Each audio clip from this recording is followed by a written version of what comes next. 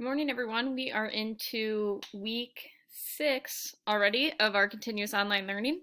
Last week we looked at brand characters, which is kind of a fun thing in marketing.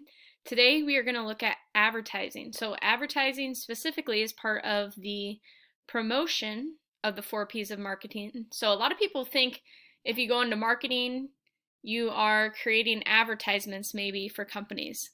But marketing is much more than just advertisements. Advertising is just a very small part of the 4 P's of marketing, and it's specifically a part of the promotion. So when we're talking about advertising, we're talking about print, broadcast, online, or specialty and other, and we'll talk about that in a second.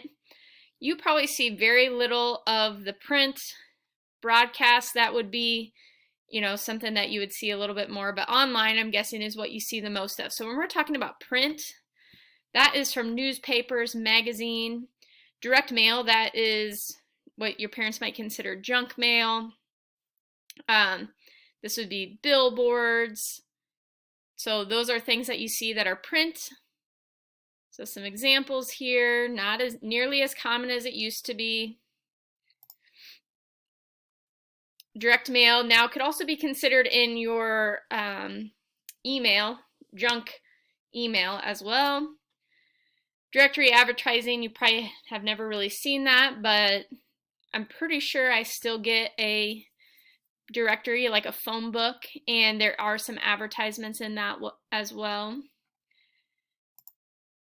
Transit advertising, that's not very common for us, but in other cities you could see where buses, bus stops, inside of buses have advertising. When we're thinking about broadcast media, that is TV and radio. TV commercials, obviously a very obvious one. Radio advertisements, if you don't have XM radio and you're listening to regular FM or AM, then you definitely hear a lot of radio advertisements. So that I don't see going away anytime soon, as long as AM and FM are staying around. Online, this is of course what you are all used to. Banner and pop-up ads, especially on your social media. Google, those things you are very used to. So there's your direct mail. You guys know all about banner and pop-up ads. If you're talking to a friend about a new product, next thing you know, you're on social media and you have an advertisement for that product. Pretty creepy, and it's just the world that we live in, and it's pretty good direct marketing that you've given them access to your microphone on your social media. If you're maybe recording things and posting them, you've given them access at that point. They hear it. I don't know who they is, but they do. And then you're getting advertisements all of a sudden for those products. Social media, sponsored advertising and business accounts. So you're all very in tune to that.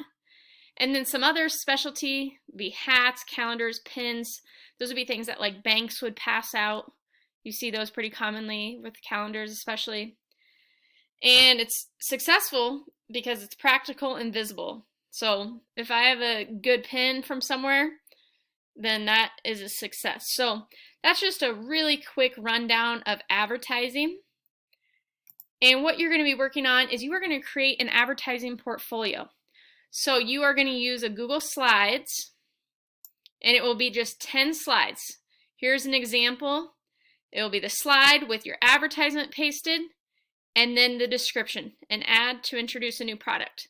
So Nicki Minaj here having a new album is not an advertisement. This new DiGiorno Italian pizza, that is an advertisement. Okay, so what you're going to do is you're going to choose 10 of these 40 different types of advertisements. See here, an ad designed toward children. That was an ad for a new product. So 40 different options, you are just choosing 10. Again, only choose 10. 40 would take a lot of time. So you're only choosing 10. You're doing it in a Google slide and then turning it in on our Power School. So let me know if you have any questions. Kind of a fun assignment. And advertisements are really interesting. If we were in class, we'd get into the psychology of advertisements. A lot of people that are in advertising actually have some sort of neuroscience background, because there is a lot of psychology and brain kind of sensory things that go into advertising. So this is just a little bit of an intro while you're online working on this from home. Have a great week, and let me know if you have any questions.